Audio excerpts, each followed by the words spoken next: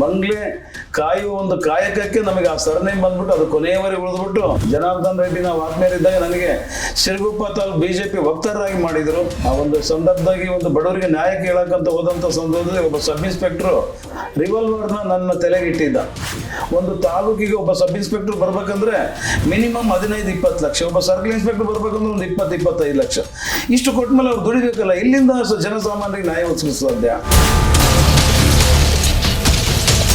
ಅನ್ಯಾಯ ಅಕ್ರಮಗಳ ವಿರುದ್ಧ ಜನತೆಯ ಧ್ವನಿಯಾಗಿ ನಾವು ಯಾವಾಗ ಬರ್ತೀವೋ ಅವಾಗ ಮಾತ್ರ ನಮಗೆ ಸಮಾಜದಲ್ಲಿ ಸಾರ್ವಜನಿಕರಲ್ಲಿ ನಮಗೆ ಬೆಲೆ ಸಿಗ್ತದೆ ಅಂತ ಕಂಡ್ಮೇಲೆ ಅಲ್ಲಿಂದ ಶುರುವಾಯ್ತು ನನ್ನ ಪಯಣ. ಸರ್ವಧರ್ಮೀಯರ ಸಾಮೂಹಿಕ ಏನಿದೆ ಆ ವಿವಾಹದಲ್ಲಿ 2500 ಸಾಮೂಹಿಕಗಳು ಮಾಡಿದ್ದು ನಿಜಕ್ಕೂ ನನಗೆ ಖುಷಿ ಪಡ್ತಾ ಇದ್ದೀನಿ. ಈ ಮೆಡಿಕಲ್ ಮಾಫಿದವ್ರು ಕೊಟ್ಟಂತ ಒಂದು ಏನ್ ರಾಂಗ್ ರಿಪೋರ್ಟ್ ಇದೆ, ಅಚಾತುರ್ಯಕ್ಕೆ ನಮ್ಮ ತಂದೆನ ಕಳ್ಕೊಂಡಂತ ಪರಿಸ್ಥಿತಿಗೆ ಇವತ್ತು ಇಡೀ ರಾಜ್ಯಾದ್ಯಂತ ಹಿಂದೆ ಈಗಾಗಲೇ ಸಿರುಗುಪ್ಪದಲ್ಲಿ ಮೆಡಿಕಲ್ ಮಾಫಿಯಾದ ಬಗ್ಗೆ ಸಮರ ಸಾರಿದ್ದೆ.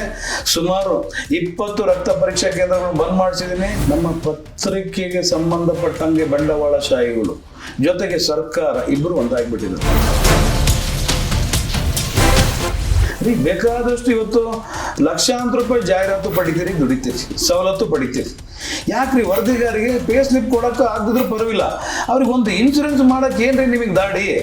ಸಂಖ್ಯೆ ಇರೋದು 16,000, ಅದರಲ್ಲಿ 3,000 ಹೋದ್ರೆ ಇನ್ನು 13,000. ಕೇವಲ 3,000 ಜನ ಕೊಟ್ರೆ ನೀವು ಸರ್ಕಾರ, ಉಳಿದಂತ ಪತ್ರಕರ್ತರು ಎಲ್ಲಿ ಹೋಗ್ಬೇಕು?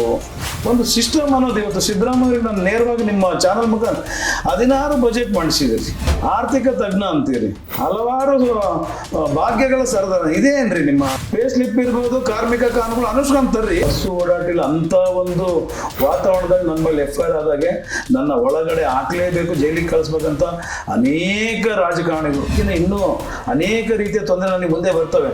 ಅನೇಕ ದೊಡ್ಡ ದೊಡ್ಡ ದಿನಪತ್ರಿಕೆ ಸಂಪಾದಕರ ಚಾನಲ್ನವ್ರನ್ನ ಎದುರಾಕ್ಕೊಂತ ಇದ್ದೀನಿ. ಇವತ್ತು ನಮ್ಮ ಪತ್ರಕರ್ತರಿಗೆ ಕಾರ್ಮಿಕ ಕಾನೂನು ಅನುಷ್ಠಾನ ಮಾಡೇ ಮಾಡ್ತೀನಿ, ಯಾರನ್ನೂ ಬಿಡಲ್ಲ.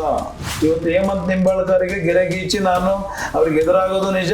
ಯಾರಿಗೆ ಜನಸಾಮಾನ್ಯರಿಗೆ ತೊಂದರೆ ಆಯ್ತಂದ್ರೆ ಈ ಬಂಗ್ಲೆ ಮಲ್ಲಿಕನ ಬಿಡೋ ಒಂದು ಗುಣಗಳೇ ಇಲ್ಲ. ಅದೇ ಇವತ್ತು ನನಗೆ ಬಹಳಷ್ಟು ಸ್ನೇಹಿತರನ್ನ ದೂರ ಮಾಡ್ತಾ ಇದೆ.